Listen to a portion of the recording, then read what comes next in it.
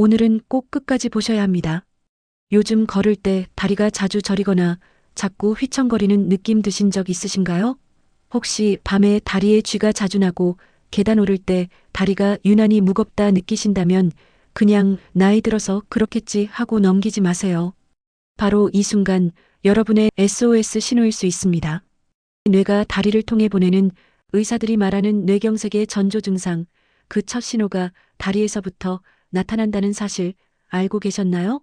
평소엔 단순히 피곤해서 그러려니 하던 그 증상이 사실은 뇌혈류가 막히기 시작한 초기 경고일 수 있습니다. 오늘 영상에서는 70대가 되면 꼭 알아야 할 다리에서 먼저 나타나는 7가지 경고 신호를 하나씩 알려드리겠습니다. 특히 마지막 7번째는 많은 분들이 놓쳐서 병원에 실려가고 나서야 알게 되는 신호입니다. 절대 놓치지 마세요. 먼저 이야기 하나 드릴게요. 73세 남성 박 씨는 평소에 건강하다고 자부했습니다. 그런데 어느 날 산책 중 갑자기 한쪽 다리에 힘이 쭉 빠지면서 잠깐 비틀거렸다고 해요. 잠시 쉬었더니 괜찮아져서 그냥 넘어갔습니다. 하지만 며칠 뒤 식탁에서 밥을 먹다 젓가락을 떨어뜨리고 말을 더듬기 시작했죠. 병원에 가니 소혈관 뇌경색. 의사는 다리에서 신호가 왔을 때 바로 오셨다면 후유증이 훨씬 적었을 것이라 말했습니다. 그렇습니다. 우리 몸은 큰일 나기 전에 반드시 작은 신호를 보냅니다. 그 중에서도 다리는 뇌와 심장을 잇는 순환의 최전선이기 때문에 가장 먼저 반응하는 곳이죠. 그럼 지금부터 하나씩 짚어볼까요? 첫 번째 신호는 한쪽 다리 힘이 빠지거나 휘청거림입니다. 갑자기 오른쪽 다리에만 힘이 빠지고 중심을 잡기 어렵다면 뇌의 좌측 운동신경에 이상이 생긴 것일 수 있습니다. 반대로 왼쪽 다리에 힘이 없을 땐 우측 뇌 문제일 가능성이 크죠. 이런 현상은 피곤할 때도 잠깐 생길 수 있지만 하루 이상 지속된다면 반드시 신경과 검사를 받아야 합니다. 실제로 서울대병원 뇌졸중센터 연구에 따르면 뇌경색 환자의 42%가 발병 전 일주일 내 다리에 힘 빠짐이나 휘청거림을 경험했다고 합니다. 두 번째 신호는 다리 저림과 감각 이상입니다. 손끝 저림은 흔하지만 다리 저림은 혈류순환 이상을 의미할 때가 많습니다. 다리를 오래 꼬고 앉아서 생기는 일시적 저림과는 달리 이유 없이 다리가 무겁고 저리며 찌릿한 통증이 계속된다면 뇌에서 내려오는 신호 전달이 원활하지 않은 것입니다. 특히 왼쪽 다리가 더 심하게 저리다면 좌측 뇌혈관에 문제가 생긴 경우가 많다고 해요. 세 번째 신호는 걷다가 다리 통증으로 멈추게 되는 경우입니다. 이를 의학적으로 간헐적 파행이라고 부르는데 동맥이 좁아져 다리로 피가 충분히 공급되지 않을 때 생깁니다. 처음에는 멀쩡히 걷다가 몇 분 지나면 종아리가 아파 쉬어야 하고 잠시 후 다시 걸으면 괜찮아지는 패턴이죠. 이런 증상이 있다면 말초혈관 질환일 가능성이 높습니다. 이 또한 뇌혈관의 협착과 함께 진행될 수 있으므로 혈관 건강 전반의 이상 신호로 봐야 합니다. 네 번째 신호는 발끝이 자꾸 끌리고 걸음이 흔들리는 보행 불안정입니다. 뇌졸중 환자들의 초기 증상 중 하나입니다.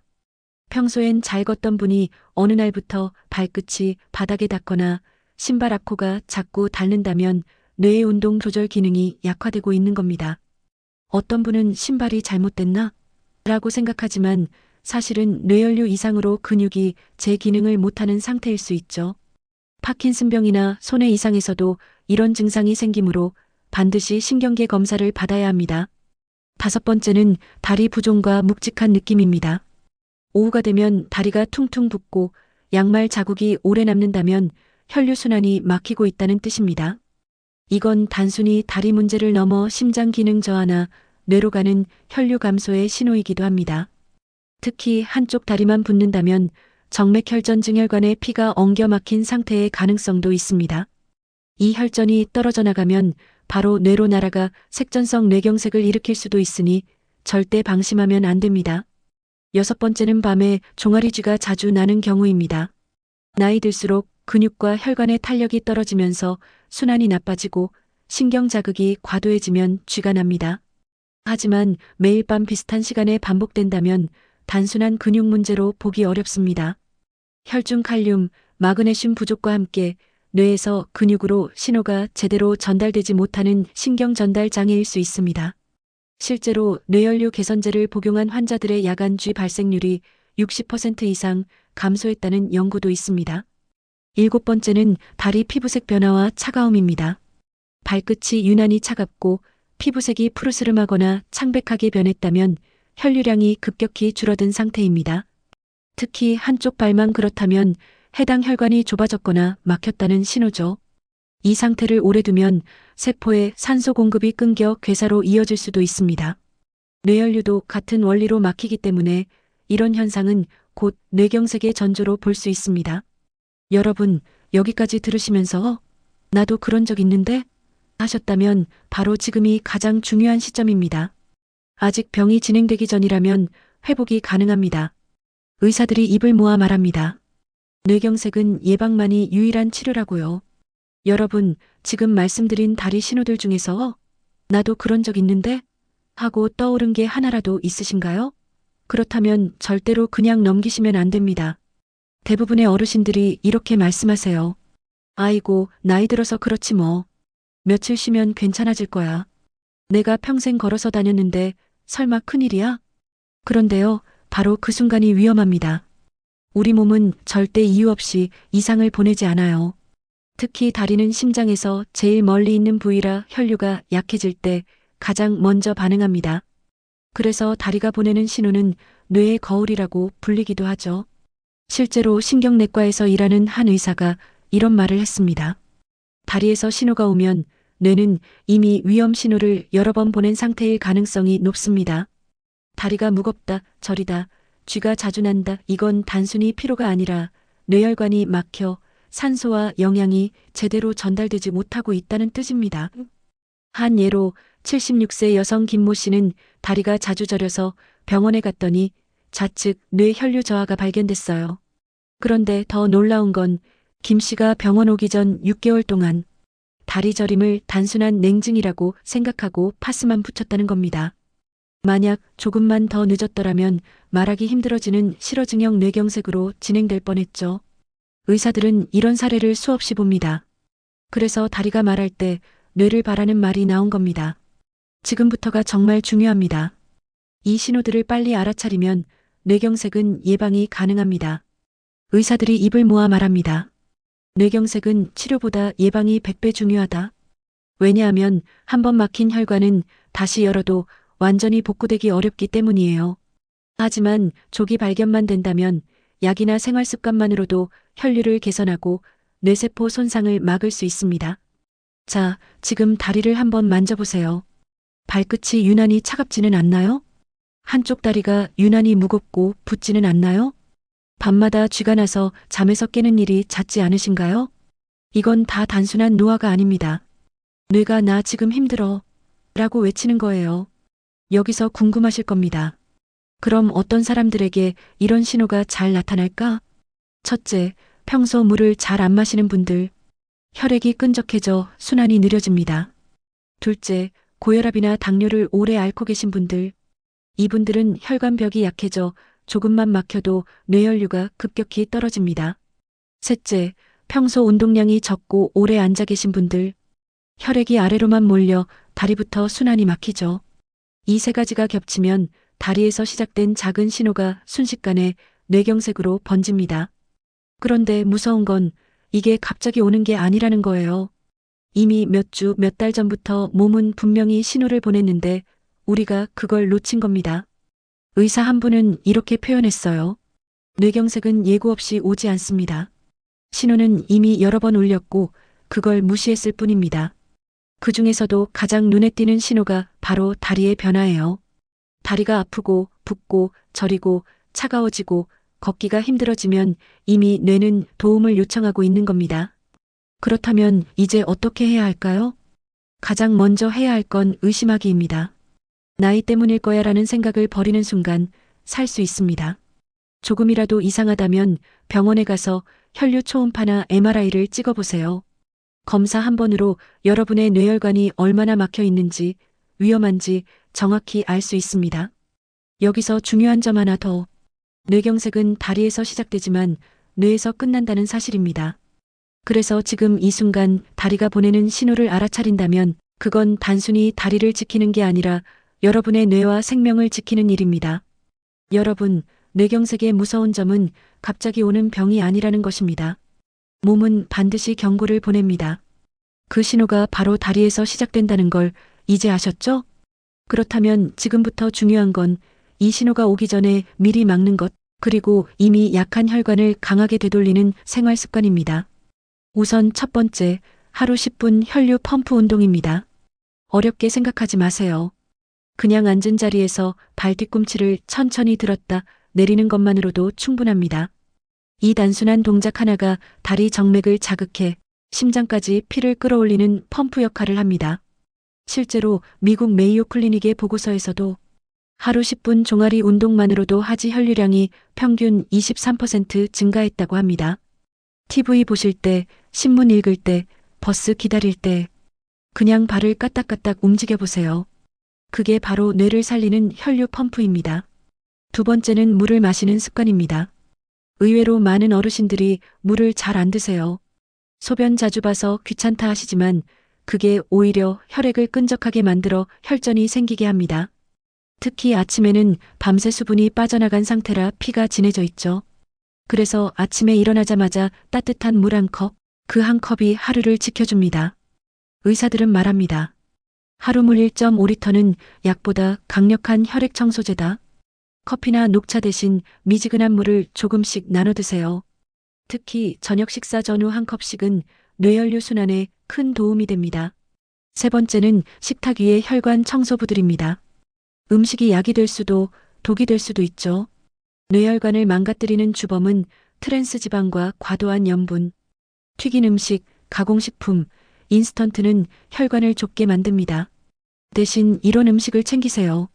등푸른 생선에 들어있는 오메가3는 혈전이 생기는 걸 막고 마늘에 알리시는 혈관벽을 넓혀 피가 원활하게 흐르게 합니다. 또 토마토의 라이코펜은 혈관 노화를 늦추죠. 아침 식탁에 토마토 반 개, 마늘 한쪽, 고등어 한 조각. 이 조합만으로도 뇌와 다리 혈관이 맑아집니다. 그리고 한 가지 더. 콩류와 견과류를 매일 한 줌씩 드세요. 콩 속 이소플라본은 혈관을 탄탄하게 만들고 호두나 아몬드의 불포화 지방은 나쁜 콜레스테롤을 줄입니다. 다만 소금에 절인 제품은 피하시고 생경과나 구운 콩이 좋습니다. 특히 검은 콩은 신장과 혈관을 동시에 살려주니까 매일 10알씩만이라도 드셔보세요. 네 번째는 스트레칭과 자세 교정입니다. 많은 분들이 운동할 시간 없어라고 하시지만 사실 하루 중 앉아있는 자세가 더 큰 문제입니다. 오래 앉아있으면 혈류가 아래로 몰리고 그게 다리 붓기와 저림으로 이어집니다. 그래서 1시간마다 한 번씩 일어나서 팔과 다리를 쭉 펴주거나 의자에 앉은 상태로 발목을 20번 돌려주세요. 이때 탁 소리가 나면 오히려 잘 되고 있는 겁니다. 특히 잠들기 전 5분간 종아리 마사지. 양손으로 종아리를 위에서 아래로 쓸어내리듯 문질러주면 다리 피로와 부종이 사라지고 뇌까지 편안해집니다. 다섯 번째는 잠자는 자세입니다. 밤새 혈류가 막히는 분들이 생각보다 많아요. 무릎 밑에 작은 베개를 받치거나 다리를 살짝 높여주면 피가 심장으로 더 잘 돌아갑니다. 반대로 다리를 꼬고 자거나 옆으로 누워 다리를 배 밑에 끼는 자세는 다리 혈관을 눌러 순환을 방해합니다. 아침에 일어났을 때 다리가 무겁다면 바로 이 자세 때문일 가능성이 큽니다. 여섯 번째는 정기적인 혈관 체크입니다. 건강검진에서 아무 이상 없던데요? 라고 하시죠? 하지만 뇌혈관은 일반 검진으로는 다 보이지 않습니다. MRI나 MRA 같은 정밀 검사를 1, 2년에 한 번은 받아보세요. 특히 고혈압 당뇨 고지혈증이 있는 분이라면 검사 한 번으로 내 혈관 나이를 정확히 알 수 있습니다. 조기에 발견하면 약 한 알 식습관 한 번으로 충분히 되돌릴 수 있습니다. 마지막으로 긍정적인 마음 관리입니다.